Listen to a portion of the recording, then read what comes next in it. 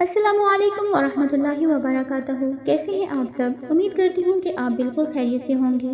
मोहम्मद कासिम की कहानी का 4th पार्ट। अगर आपको ये पसंद आए तो इसे लाइक और शेयर कीजिए और मेरे चैनल को सब्सक्राइब करें। शुक्रिया।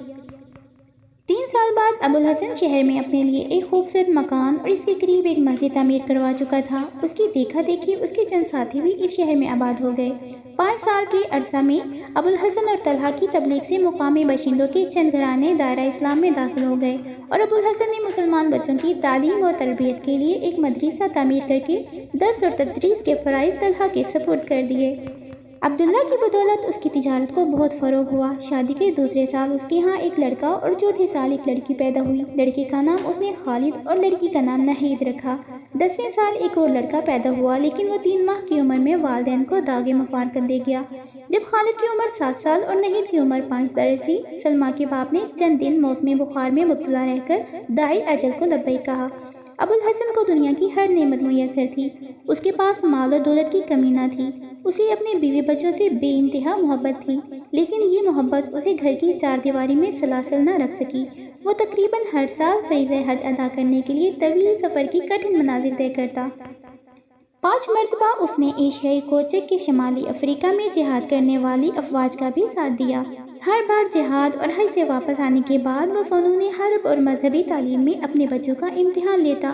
खालिद तीरंदाजी, शाहसवारी, तेज़ज़नी और जहाज रानी की तालीम में अपने बाप की बेहतरीन तवक्कुआत को पूरी कर रहा था।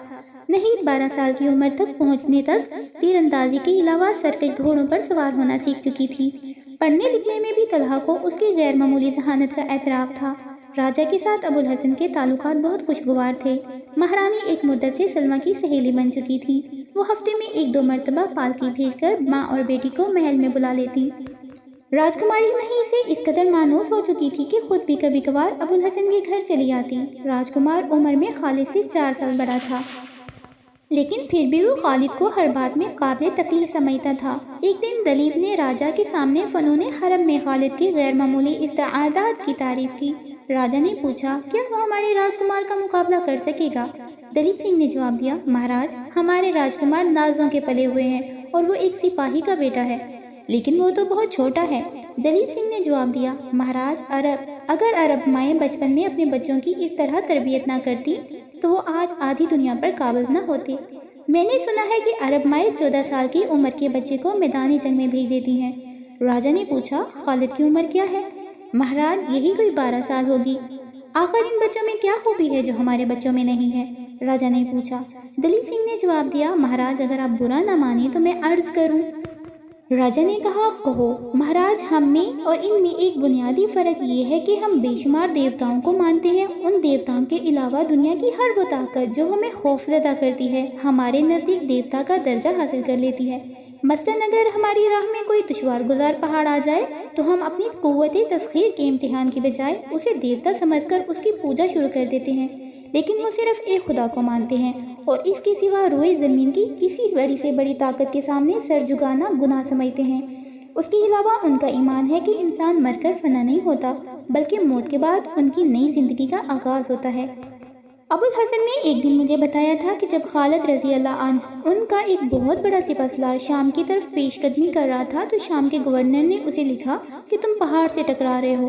तुम्हारे 40,000 सिपाहियों के मुकाबले में मेरे पास 2.5 लाख ऐसी फौज है जो बेहतरीन हथियारों से मुसल्लह है। इसके जवाब में मुसलमानों के सिपहसालार ने लिखा, मुझे तुम्हारी ताकत का अंदाज़ा है, लेकिन तुम शायद ये नहीं जानते कि तुम्हारे सिपाहियों के दिलों में जिस कदर जिंदा रहने की आरज़ू है, मेरे सिपाहियों में मौत की तमन्ना उससे कहीं ज़्यादा है। राजा ने कहा, दलीप सिंह, मैं ये चाहता हूँ कि राजकुमार की सिपाहाना तरबियत अबुल हसन को सौंप दी जाए। तुम उनसे मिलो। अगर वो ये खिदमत कबूल करे तो हम इसे एक माकूल मुआवजा देने के लिए तैयार हैं। दलीप सिंह के कहने पर अबुल हसन ने राजा की दावत खुशी से कबूल कर ली, लेकिन मुआवजा लेने से इनकार कर दिया। 2 साल की तरबियत के बाद अबुल हसन ने राजा से कहा, अब आपका बेटा फ़नून सिपाहगरी में इस मुल्क के बेहतरीन नौजवानों का मुकाबला कर सकता है। राजा ने पूछा, मैं ये जानना चाहता हूँ कि वो तीर अंदाजी और शाह सवारी में खालिद का मुकाबला कर सकता है या नहीं। अबुल हसन ने जवाब दिया, खालिद ने इस उम्र में तीरों कमान संभाला था जब आपका राजकुमार खिलौनों से दिल बहलाया करता था, और इस उम्र में घोड़ों की पीठ पर बैठना सीखा था जिस उम्र में राजकुमार को नौकर कंधों पर उठाए फिरते थे।